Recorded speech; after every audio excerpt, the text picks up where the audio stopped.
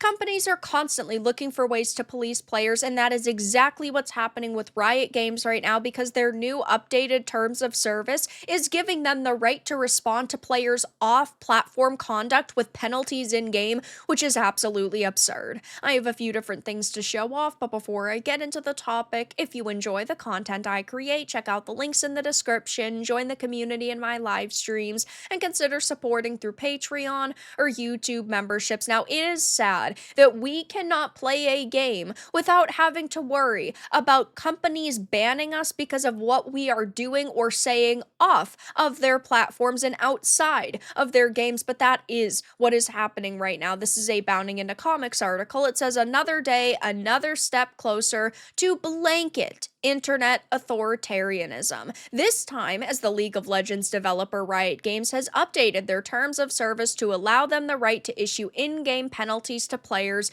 who engage in harmful off-platform behavior while using any of the company's video game services. Now, this is a major problem because it just goes to show that Tencent is not a company that you should trust. A couple of years ago, Tencent, of course, acquired Riot Games, and ever since then, Riot has definitely been headed in a risky direction, a direction that a lot of people do not agree with. They have been making changes like this to their platforms and to their games, and it's not something that is going to continue to be overlooked. I feel initially a lot of people were saying, oh, it's going to be a while until they get back to normal. There's going to be an adjustment period, but surely they care about their players, but press X to doubt. This is why I always say be very skeptical when it comes to a company like Tencent. They are a CCP entity first and foremost, and you cannot blindly trust them like you can't blindly trust most companies, but in my opinion,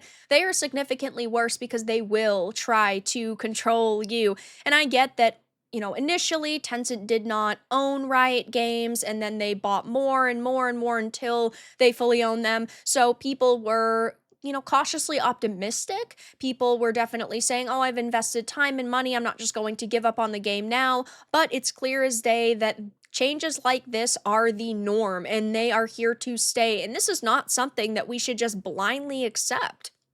As detailed in a new blog post published to the developer site, the change, one of 4 recently made to said user agreement in service of, quote, evolving with games in the content ecosystem to make the best possible experience for our players and creators, clarifies that off-platform conduct and behavior connected to our IP is now subject to our terms of service, which is absurd. If I'm sitting here in my YouTube video talking smack about Riot, saying they're a trash company, or even saying something about anything else, it doesn't even have to just be about Riot, they could ban my accounts. They could rip away hundreds to thousands of dollars worth of purchases or hours spent within their games, and that is not going to be something I'm ever going to agree with. Our intention with this update is to help protect players from harmful behaviors they can experience across the various places that touch their gaming experience. We know that that is bullshit, bullshit, bullshit. They just want an easier and, of course, legal route to be able to ban people that they do not like. Now, of course, they do try to say that this update applies very specifically and only to content where Riot's games are the background of the content produced, but at the same time, you cannot trust them because we know for a fact that they love to try to push these silent updates through.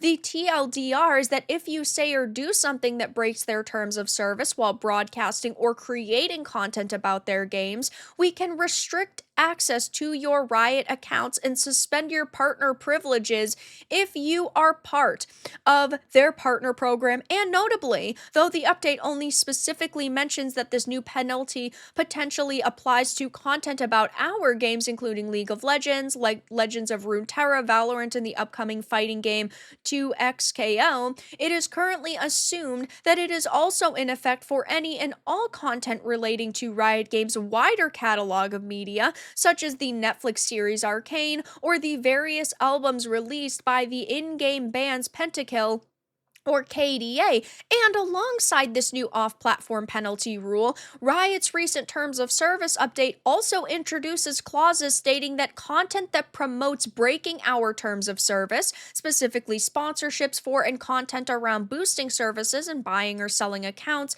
is now subject to penalty. Stream sniping is explicitly against their rules, and players who do so may be penalized. And for the rare occasion a seriously egregious violation occurs, we're now including Riot wide bans in our penalty system. So they are being very tricky about their wording. They're saying, oh, it's just this one thing. And then you find out it's several things. And it wouldn't surprise me if over the next few months they silently update their terms of service. Yet again, they cannot be blindly trusted. And every single time they do an update now, we need to be careful and we need to be paying attention as to the wording that they are using. And of course, in acknowledgement of the fact that some of these updates may require creators to rethink their existing content strategy and content partners, rather than begin enforcing their new rules immediately, they're giving creators until January 3rd to adjust their content to adhere to these rules. So they're also saying that